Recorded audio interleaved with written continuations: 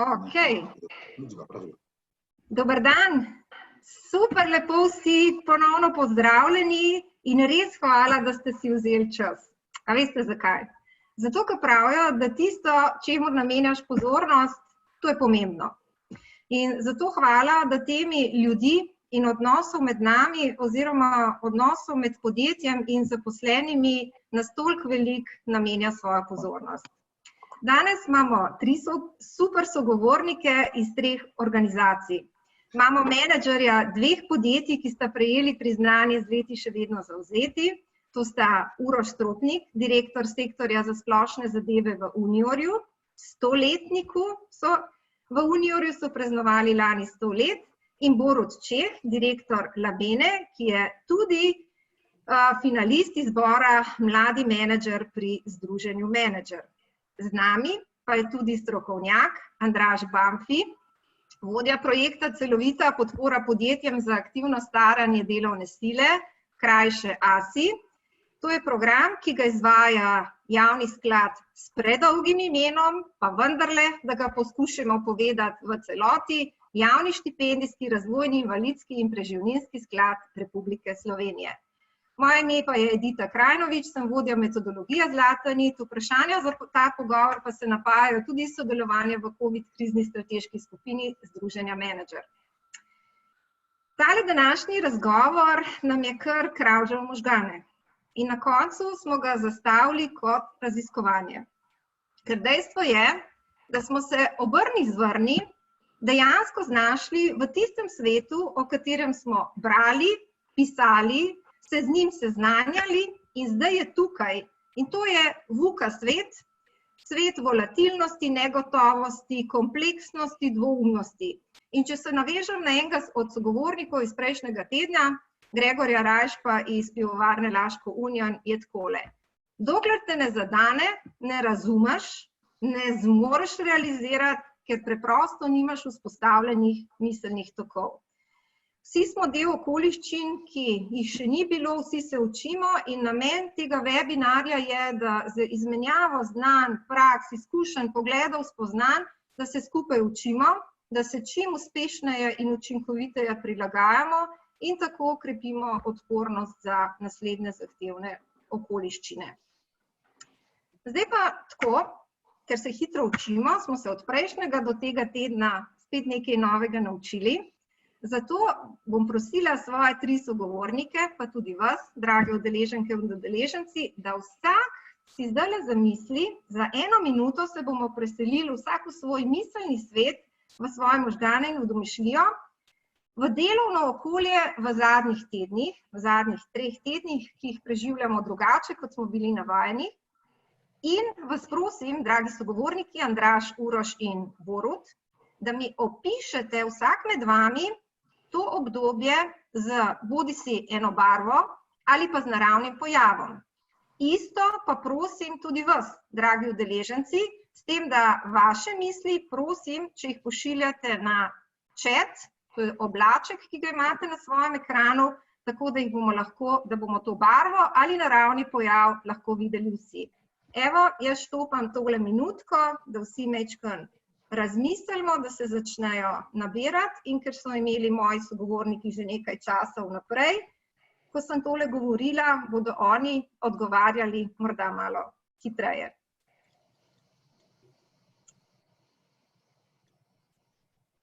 Minutke oziroma sekunde tečejo in vmes, ko razmišljamo, bom začela s tistim, s katerim že najdlje časa sodelujeva v ASI programu in se tudi priročno njegovo ime začne z A.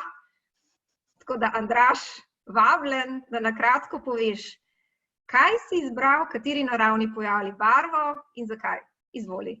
Ja, izbral sem naravni pojav, po domače se mu reče bonaca, to je tisto čisto zatišje na morju, ko ni enega valovčka, enega vetrca, ko si recimo še sam po možnosti na plaži in je neka čista tišina. Zdaj, lahko je neprijetno, lahko je pa tudi mir za razmišljanje o sebi, o vsem, kar se dogaja, ker je mir in zatišje.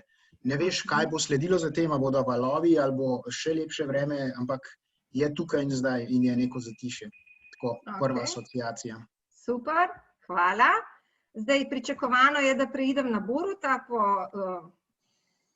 vrstnem redu. Je tako, Borut? Izvoli. Ja. Barva bi bila zeleno-modra, zelena je pozitivna barva, modra pa je tudi optimistična, pa daje neko prihodnost, če me vprašate. Mogoče imam to malo tudi, imam tako tisto, tukaj eno lepo vreme, pa tudi dosti se, bom rekel, narava ščistila v teh parih prečistila v parih tednih. Pojav bi bil pa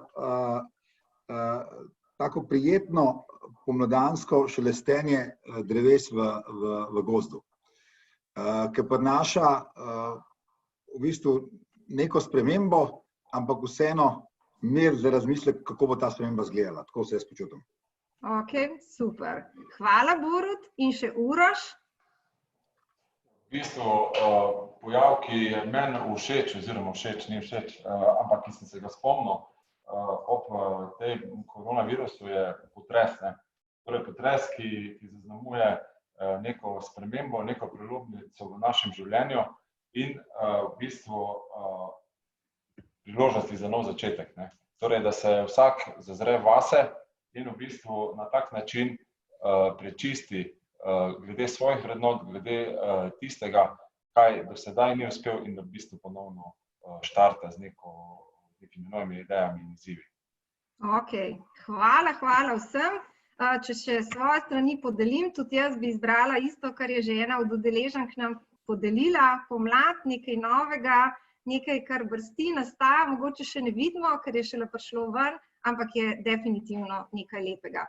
Tako da preidemo zdaj, da razkrijemo, katera 4 področja raziskovanja smo danes dali v predmet današnjega pogovora, in sicer prvo je opazovanje in čudenje, drugo je aktivno upravljanje starejših zaposlenih, potem se bomo posvetili rasti in razvoju zaposlenih v času COVID-a in seveda na koncu tisto, kar je zdaj neizbežno, povezano s potresom, očesom orkana, kar je bila tudi ena od idej, to je premik v novo normalnost. 2 vprašanji smo prejeli že ob prijavi, tako da hvala udeležencem, ki ste to poslali, tako da vas pa prosim, če lahko vprašanja pošiljate na chat. Če tale Q&A malo bolj primeru, prosim, pustite, ker če ne bom imel samo Boštjan delo, da copy-paste dela. Tako da rajš na chat, tako da vidimo lahko Boštjanu oziroma gostitelju direktno in nam kot panelistom ali pa vsem skupaj po želji. Še en disclaimer, razkritje, ne obljubljamo, da bomo v 45 minutah plus kakšno minuto bonusa, kolikor je predvideno to srečanje, zmogli odgovoriti na vsa vprašanja, se bomo pa zelo potrudili, da jih odgovorimo čim več. Ok, zdaj gremo na opazovanje in čudenje. Zakaj? Ko smo pred leti obiskali največjega slovenskega inovatorja Petra Florjančiča in ga na koncu vprašali, gospod Florjančič, kako človek postane tak velik inovator, kar ste vi? Kaj je potrebno za to, da inoviraš, je bil njegov odgovor opazovati. Tudi ko beremo zapise slovenskega antropologa dr. Dana Podjedja, tudi on v tem času hodi okoli, opazuje in se čudi. Andraž, Uroš in Borut, za nami, bo počasi oziroma počasi bo en mesec tega drugačnega dela, drugačnih okoliščin in mene zanima, kaj vi opažate, čemu se čudite, kaj je drugače, oziroma kaj vas je mogoče v tem času v naših odnosih presenetilo, kot nas je recimo danes presenetila naslovnica Dnevnika. Boštjan, če jo prosim pokažeš, nismo navajeni, da na prvo stran časopisa pride nekaj, kar se čudi temu, kar je med nami dobrega. Boštjan, če si tako prijazen, da pokažeš tole naslovnico za trenutek, potem bomo pa z čudenjem začeli pri, recimo, Urošu. Uroš, izvoli. Ja, v bistvu drugačno delo je v naše poslovno okolje prineslo veliko mero nekaj negotovosti, strahu in pa morebitne tesnobe. Zdaj, v bistvu, ko se je začelo pojav koronavirusa v Evropi, je nekako zavladala neka rahla panika. Saj dejansko ne veš točno, s čim se spopadaš, kje si, kdo je tvoj sovražnik in kaj lahko v bistvu pričakuješ. Ne veš, ali bo v bistvu prišlo to do tebe, ali boš lahko samo opazoval od daleč. nekako nismo imeli jasnih odgovorov, saj je ta pandemija zelo hitro napredovala po celi Evropi, predvsem pa v Italiji, ki je naša soseda in v bistvu zelo blizu, mi smo pa v našem podjetju tam pridobivali določene surovine za proizvodnjo. Tako da mi smo v bistvu že v fazi, ko smo videli, kaj se v Italiji dogaja, že zasnovali neke preventivne ukrepe za zaščito naših zaposlenih. In sicer smo hitro strnili vrste, timsko, predvsem za zaščito zaposlenih, saj se zavedamo, da so oni pač naš najpomembnejši vir za doseganje rezultatov našega podjetja. V bistvu smo začeli z ukrepi že takoj po šolskih počitnicah, ko sploh ni še bilo primera v Sloveniji. Takrat so nekateri nas opazovali, pa so gledali, le kaj se vi greste, malo pretiravate in tako naprej, ne. Ampak nismo pretiravali, v bistvu to so mislili zelo, zelo kratek čas, ne, ker se je potem to zelo hitro razširilo v Sloveniji. In v bistvu mi imamo izkušnjo iz naše hčerinske družbe, iz Kitajske, kjer so pa šli čez to obdobje koronavirusa in poznamo ukrepe in pa v bistvu to drastično situacijo, ki se je tam dogajala. Kaj pa opažamo? Opažamo predvsem to, da so ljudje zelo proaktivni, da so postali izjemno fleksibilni, agilni, pripravljeni so pomagati drug drugemu, opaziti tudi izjemno veliko solidarnost med temi sodelavci oziroma med vsemi našimi zaposlenimi. Lahko tudi rečem, da tisto, kar bi se včasih dogovarjali dlje časa, se zdaj lahko zelo hitro dogovorimo in se sklepi zelo hitro sprejmejo in v bistvu to sprejemanje odločitev poteka bistveno hitreje.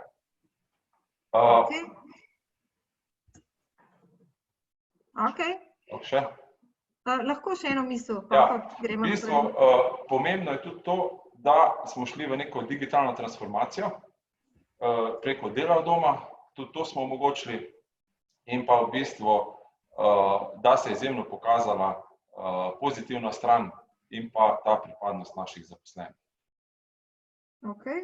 Hvala za enkrat. Borut? Ja, mi imamo v bistvu dva dela, tako da sta zgodbe dve. Eno je laboratorij, kjer delamo testiranje zdravil za ameriški trg, pa za japonski trg, pa za velike farmacevte, velike, srednje, male farmacevte.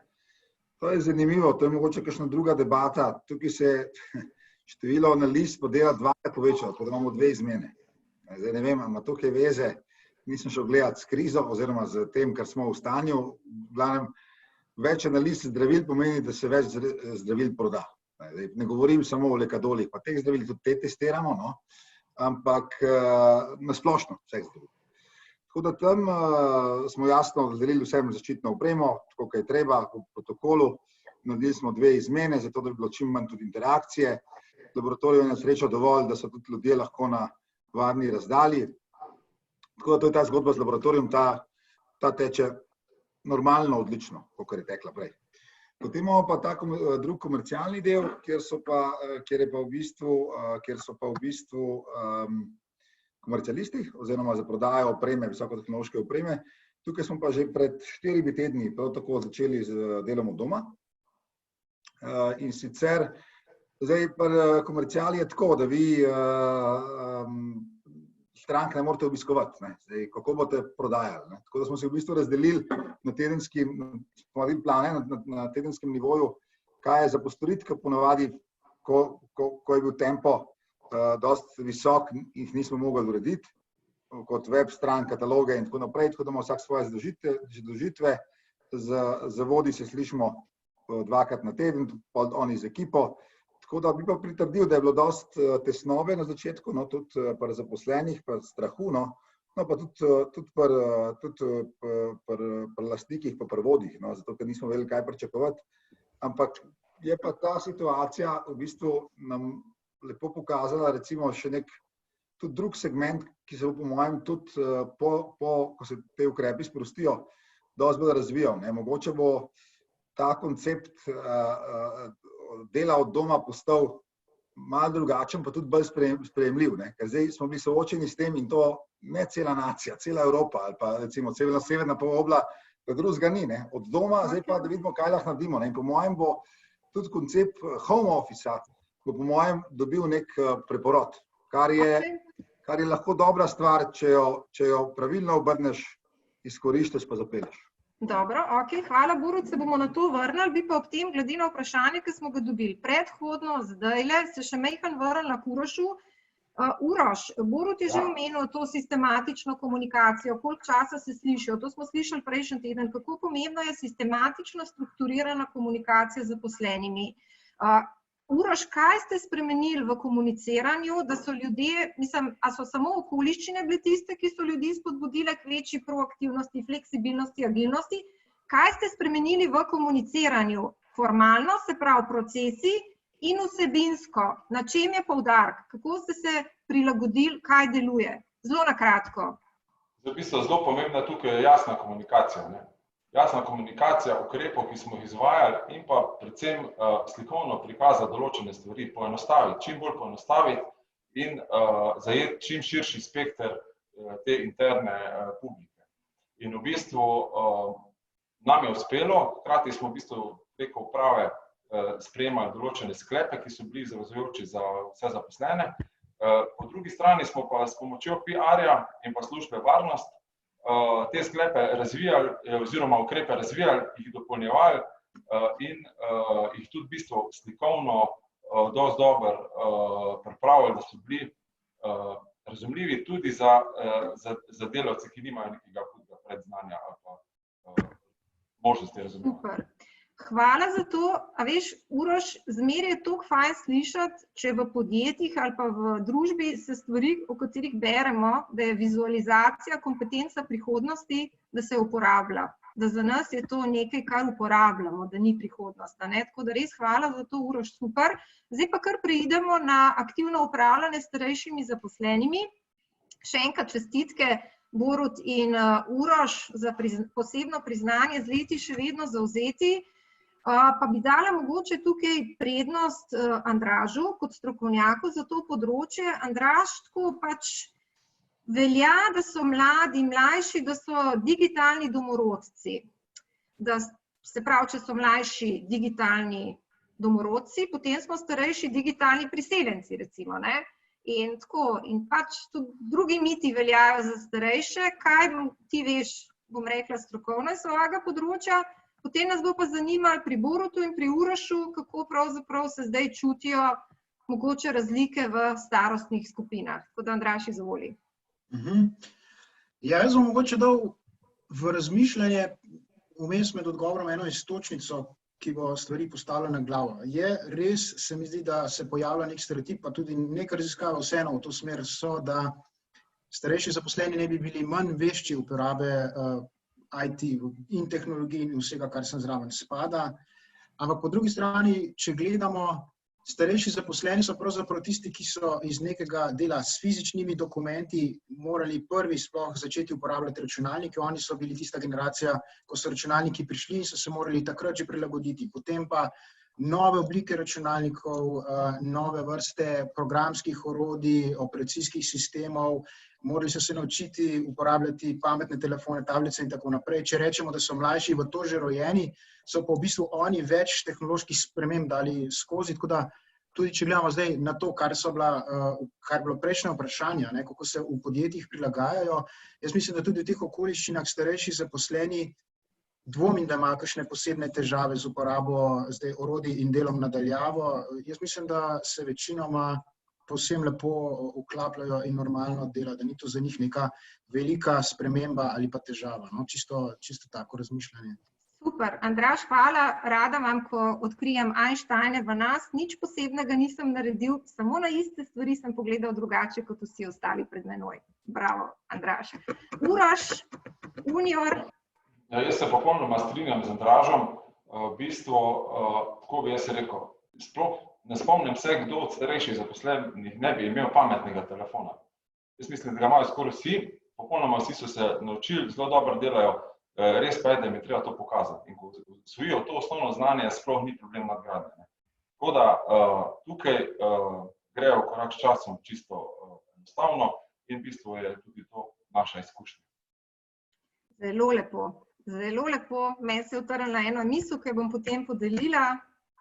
Borut? Ja, pri nas tudi se je v bistvu pokazalo, da razlike sploh niso toliko velike, no, v bistvu, da tudi mogoče tudi, bom rekel, to, da so starejši zaposleni imeli več časa, da se lahko pozabavajo z, bom rekel, z programi, programsko opremo in tako naprej, je pokazalo, da lahko kar hitro aplicirajo svoje znanje, ki je v bistvu, ker imajo več kilometrine. Tako da jaz ne bi rekel, da opažam kakšne razlike v bistvu v temu. Prej to, da sta, če damo zdaj grupi, da so mladi pa, ali pa recimo mlajši pa starejši, dosti bolj blizu, kot smo mislili. Ok, a bi mogoče potem lahko postavili eno tezo, da pravzaprav ne gre za razlike starejši, mlajši, po spolu, kakorkoli, ampak da gre mogoče preprosto samo za razlike med tistimi, ki se radi učimo in tistimi, ki se manj radi učijo. Točno to. Ok, super. To pa ni odvisno od starosti. Tako pravi, da si mlad, dokler se učiš, ne? Tako da zato smo tako mladostni, recimo. Ne? Tako da, ok, super, no prav, če pa je nekaj na znanju in učenju, pa pejmo se navezati na kolegici, ki sta pač podelili, da bi res radi že pravzaprav zdaj šli nazaj v to, da se ukvarjata z razvojem zaposlenih, razvojem njihovih kompetenc in tega. Tako da mogoče recimo, tako bom rekla, Uroš, dajva spet midva začeti. Pa ne, da tebe hočem kaj, bom rekla, favorizirati, ampak pri vas ste se zelo inteligentno lotili, kako ste vložili pridobljena sredstva v ASI programu. A bi nam malo to razložil, kako ste pravzaprav to povezali z razvojem inovativne organizacijske kulture, kako vam zdaj to koristi in kako tukaj in zdaj, ko so okoliščine zahtevne, ko se moramo ukvarjati z nujnim, veliko podjetij dobesedno s preživetjem, kako vi gledate na vlaganja v ljudi, v razvoj in krepitev kompetenc? V bistvu, mi se kar sistematično ukvarjamo z razvojem kadrov, tako da imam tudi, kar se da, pa kar je v naši moči, seveda integriramo v naše okolje neka nova orodja za razvoj zaposlenih. Smo pa s projektom ASI izjemno veliko pridobili. Mi smo vključili 469 zaposlenih, ki so se udeležili preko 1000 teh dogodkov, delavnic. In v bistvu smo na tak način razvijali inovacijsko kulturo, torej sodelovanje mlajši, starejši in pa tudi seveda neka srednja generacija. In preko vseh teh delavnic, dogodkov, v bistvu zgradili neko homogenost, neko homogeno inovacijsko kulturo, ki se nam zdaj kaže tudi kot zelo uspešna pa dobra. Ok. V redu. Borut, pardon. Pri kompetencah. Ja, v bistvu pri nas je ena zelo zanimiva zadeva, posebej v laboratorijskem delu. Tako da v bistvu imamo visoko izobražen kader, 10%, 13% je ljudi z doktoratom, predvsem iz biotehnologije, molekularne biologije, farmacije, kemije. In zanimivo je, jaz sem nekje prebral, da v Nizozemskem, da imajo tak model, da recimo par let, zadnjih let pred pokojem, ljudje, ki so pač vrsto let delali v neki stroki, da hodijo, da imajo del dneva, pač aktivno participirajo v temu, kar dela podjetje, del dneva so pa v bistvu mentori. In to se mi zdi zelo en dober model, ki ga mi poskušamo v bistvu v podjetju, pa ne sam pred pokojem, ampak ga poskušamo mi v podjetju v bistvu vsak dan živeti, tako da dodelimo tudi bolj izkušenim, bolj kompetentnim delavcem mlajše, da hitreje dosežejo v bistvu tole krivuljo, da se hitreje naučijo stvari in dosežejo krivuljo. Tako da v bistvu ta energija mladih, pa zagnanost po učenju, pa kompetence, če jih skupaj zlepeš, delujejo zelo dobro. In 1+1 ni 2, ampak je 3 ali več. Ok, v redu. Ampak recimo, koliko je pa zdaj, glede na to, da se je treba zdaj ukvarjati z nujnim, koliko je ogrožen ta način dela? Ja, zdaj Mislim, jaz to še vedno gledam kot kratkoročen pojav, tako da z tega stališča jaz ne bi rekel, da je ta način dela ogrožen. No, v bistvu, Ok, dobro. V redu. Hvala, Borut. Andraž, zate imamo pa malo drugačno vprašanje v tem kontekstu in sicer logično vprašanje. Ne?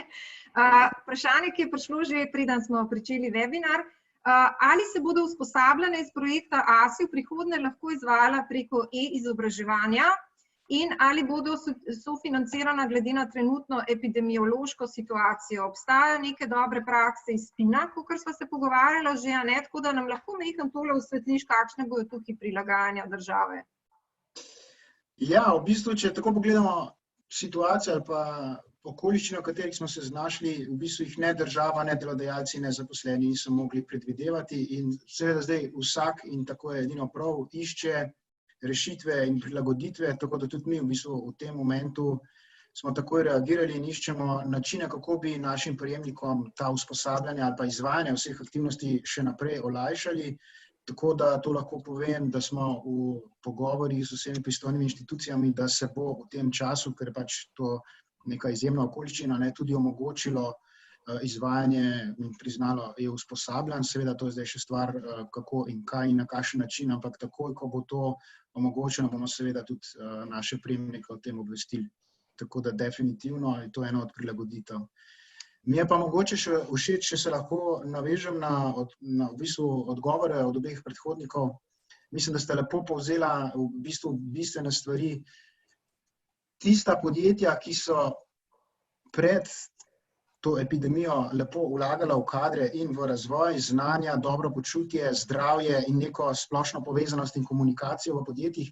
Mislim, tista podjetja tudi v teh okoliščinah v bistvu definitivno bistveno boljše delujejo, funkcionirajo, zaposleni so verjetno bolj zavzeti, se bolje počutijo, imajo tudi neke kompetence, ki so jih v končni fazi, kot je bilo omenjeno, tudi z našimi programi definitivno prijeli. In je to dodana vrednost vseh teh zaposlenih v tem obdobju.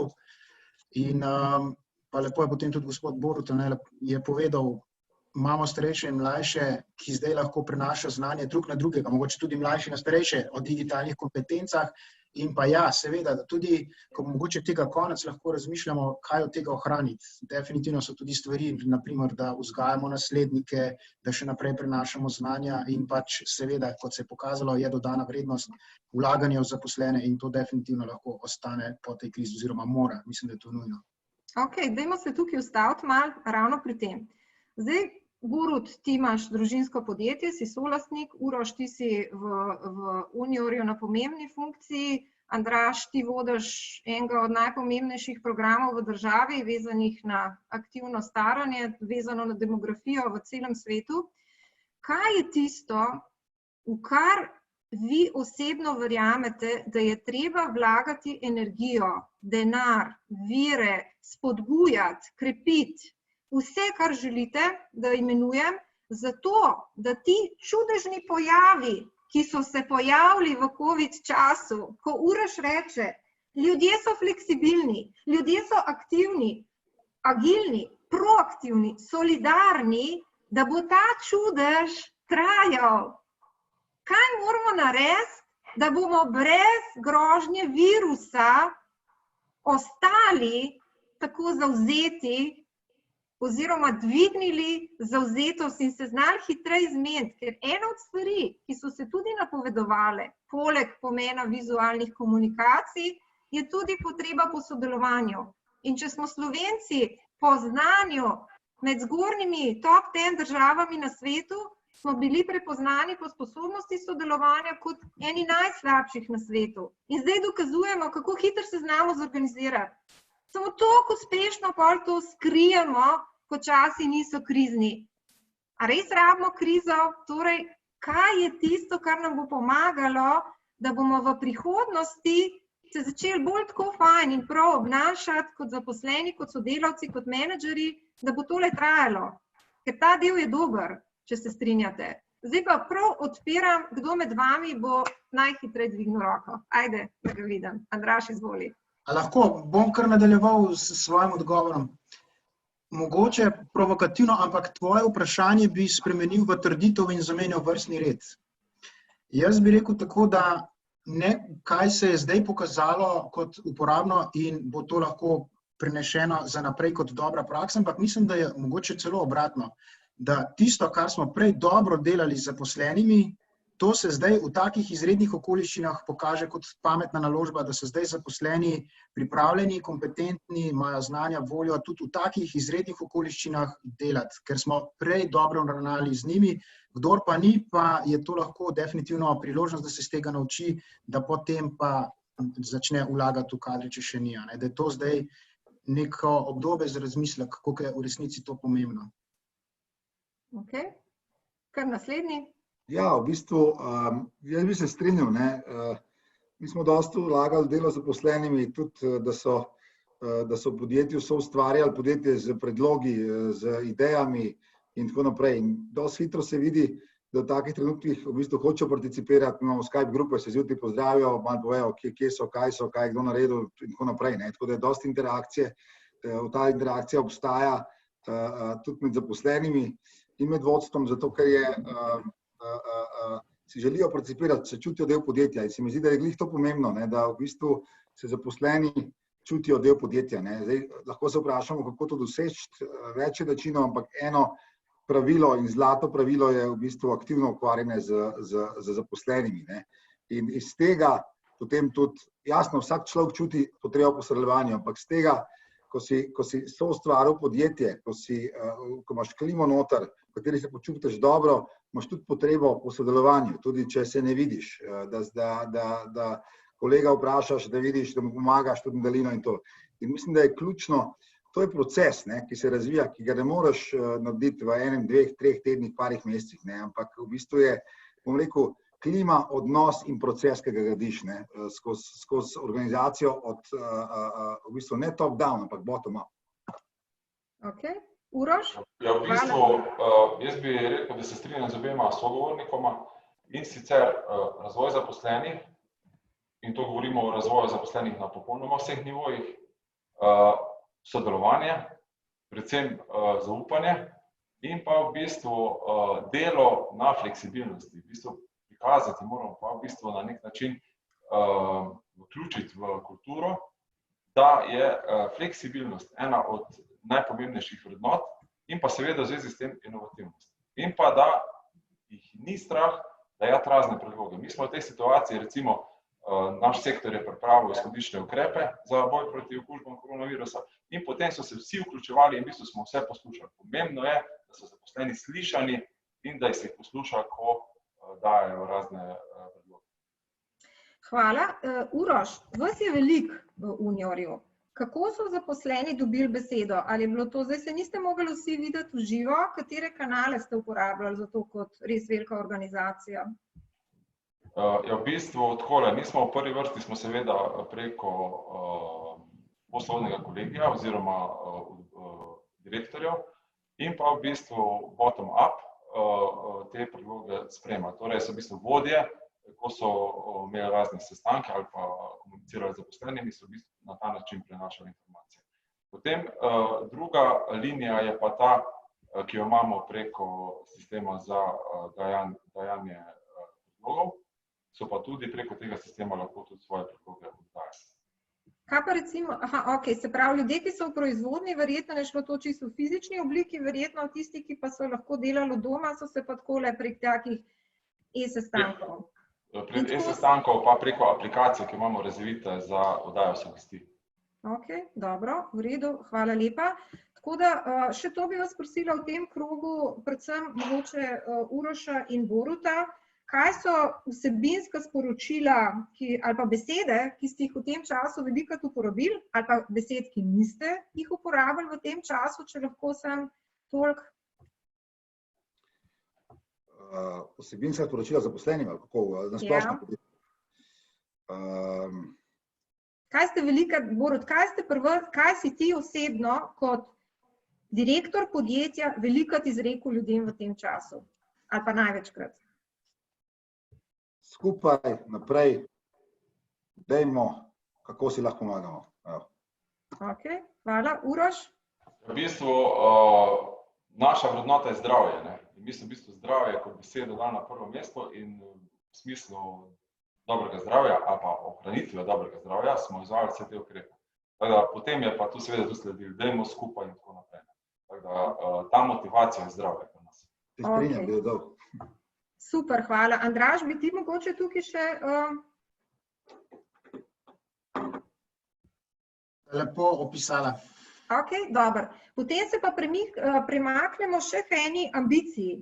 Mislim, to je zdaj tako, jaz ne vem, kako bo tole izpadalo, ampak vseeno bom tvegala. Se bom spet navezala na Uroša, ki je rekel delo na fleksibilnosti. Ja, super. Fleksibilnost kot beseda se fajn sliši. Ampak Uroš, kako se zgodi ta fleksibilnost? Počas preidemo v 4. krog, tole zdaj mal nastavek za 4. krog nove normalnosti. V bistvu fleksibilnost se zgodi takrat, ko je potrebna. In v bistvu očitno so zdaj nastopili razlogi, da smo bili pripravljeni sprejeti spremembe. Spremembe, ki vplivajo tako na poslovni proces, kot na osebno življenje. In tukaj je bilo očitno dovolj motivacije ali pa dovolj vzroka, da so ljudje bili pripravljeni sprejeti spremembe. In tu se pojavi tista težnja ali pa fleksibilnost, ko ni problem, ki se tudi na hitro prilagodijo. Dobro. Zdaj gremo pa na težji del našega raziskovanja današnjega. Dr. Miha Škrlevaj, ki se ukvarja z menedžmentom sprememb in je imel tudi, to je drugi Slovenec, ki je imel objavljen članek v Harvard Business Review, vedno pove, da ko upravljaš spremembe, ne upravljaš samo tistega, kar gre naprej, se razvija, ampak tudi tisto, kar je treba obdržati, ohranjati, negovati. Torej, kako zdaj pravzaprav obdržati to naravnanost, še enkrat se vračam na isto vprašanje, da tisto, kar deluje, kar je koristno, da ne bo odplavalo, ko bomo naenkrat bili izven karantene. Zakaj to sprašujem?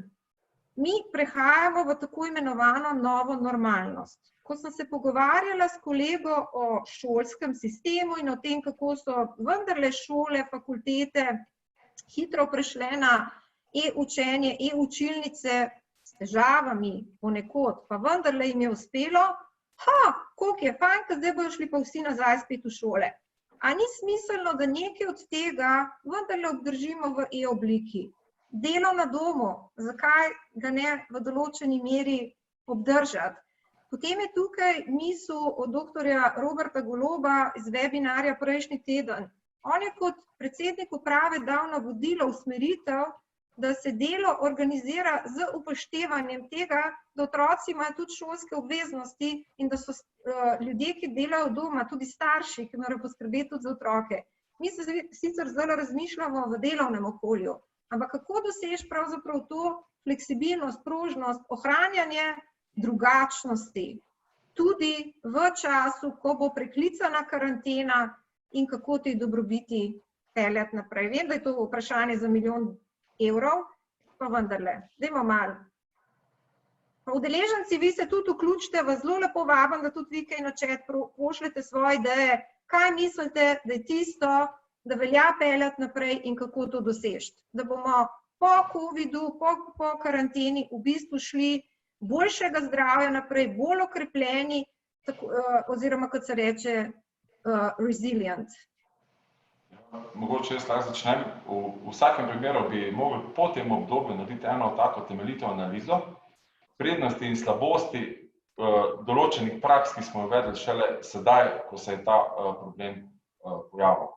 Zdaj, če govorimo o sami normalnosti, če je normalno ali če bo normalnost, da bo del učenja potekalo na domu in da bodo starši učili svoje otroke, potem moramo delodajalci v vsakem primeru se oglasiti oziroma prilagoditi delovne procese temu. Imamo zdaj dve stvari. Imamo delo od doma, ki ga nekateri lahko izvajajo, pa imamo na primer pri nas delavce v proizvodnji, ko pa ne moramo se tega privoščiti.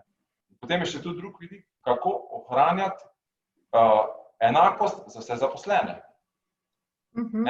In tu je v bistvu tudi zelo pomembno, da poskusimo vse zaposlene enakovredno obravnavati. Enako velja za krajši delovni urnik, kjer so seveda tudi prednosti in slabosti, in pa za druge fleksibilne oblike dela. Ok, hvala Uroš.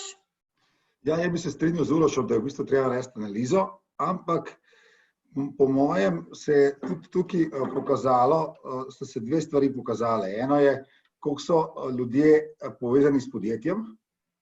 To pomeni, na tem bo treba delati, recimo skupaj, in to recipročno. In druga zadeva je pa v bistvu, koliko, kakšni so tudi skupni cilji. Če imaš ti skupne cilje, je potem tudi lažja fleksibilnost iz obeh strani. Bom rekel, da recimo podjetje kot tako dovoli več dela od doma, je bolj fleksibilno, bom razložil zakaj. Pa tudi zaposleni so recimo bolj fleksibilni v tem pa delovniku, ko so tukaj ali pa niso tukaj, pa več naredijo. To zato, ker ko veš, kaj so naloge, cilji in kam podjetje gre, kam barka pluje, je lažje to izpolniti. Ne nujno v 8 urah, lahko v 6, pa si drugi dan podelaš in tako naprej. Tako da v bistvu ta dogma, bom rekel, zdravstven pojav bo imel velik vpliv na družben pojav, kar bo imelo velik vpliv na podjetniški pojav. Ok, hvala Borut. Andraž? Ja, v bistvu mislim, da je večina pomembnega bila povedana.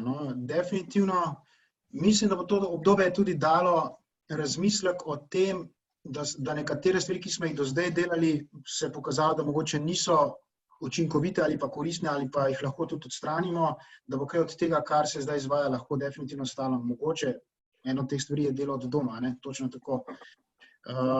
Definitivno pa bi rekel, da se bo verjetno v teh trenutkih tudi pokazalo, kaj je recimo koristno pri samem delu in starejšimi zaposlenimi, v končni fazi s vsemi zaposlenimi, da je verjetno komunikacija še vedno ključna, tudi v e-obliki, in da je to vredno ohranjati najbolj tudi naprej, ali pa skrb za odnose, definitivno. Tako da čisto tako lahko odgovorim. Se samo navem. Hvala.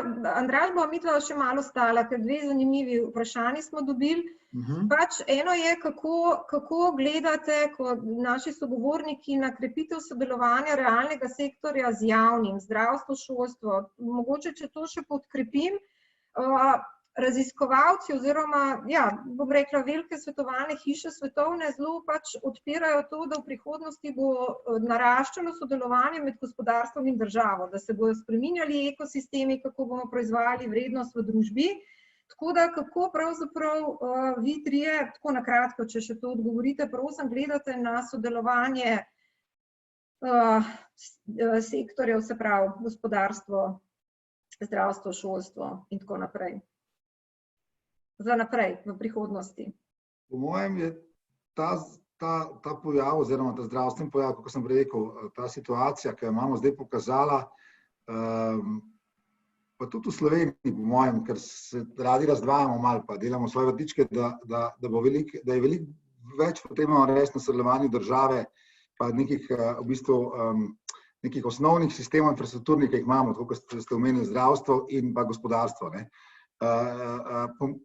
Rezultat tega bo po mojem večje sodelovanje predvsem v zdravstvu, recimo, ki je tukaj izpostavljeno med privatnimi institucijami in tudi javnimi, da si bodo inovativnost, raziskave in pa delo delile, ne v njemu tekmovale. Ker tudi zdaj se je zelo pokazalo to, kar smo začeli recimo z dnevnikom, da recimo jaz sem pristaš javnega zdravstva, to lahko vem, osebno.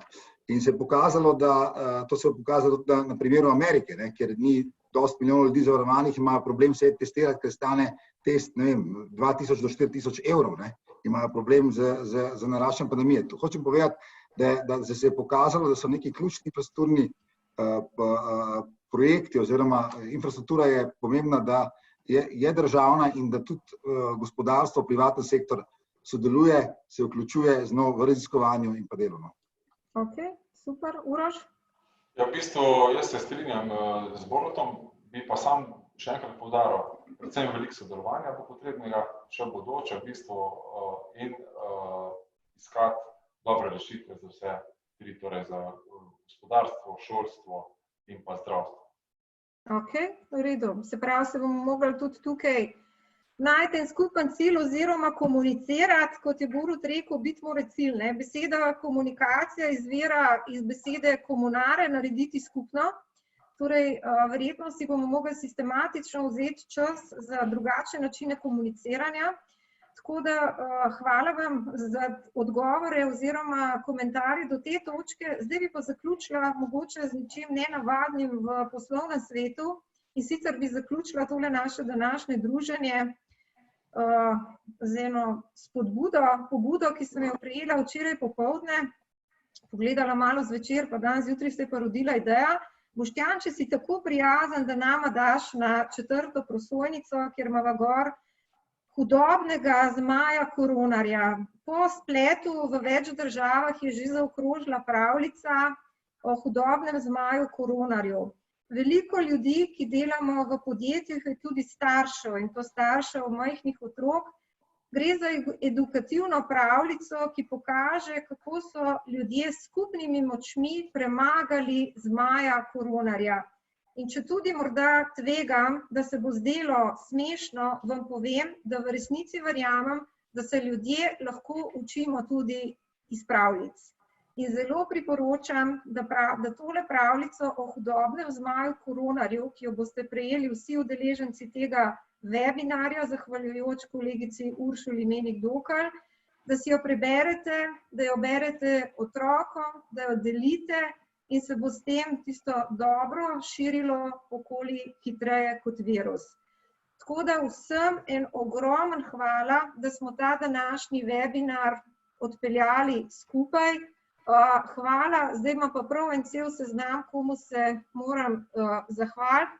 Na prvem mestu udeležencem, srčno upam, da vam bojo vsebine koristile pri razmišljanjih in pri delu, da bojo iz tega nastale nove misli, nove ideje in predvsem neko novo učenje. Hvala Uroš, Borut in Andraž za pripravljenost raziskovanja skupnega. Hvala Red Orbitu, ki je dal pobudo za ta webinar, iz katerega smo potem si kar vzeli 2 za 1 in sta nastala v 2 delih. Tamara, hvala, ker si bila povezovalec in podpora, da smo tudi danes skupaj, Boštjanu, ki si bil naš gostitelj, pa tudi urednici Petri, pa kolegica Mazala in Metki, da smo tole agilno sestavili skupaj.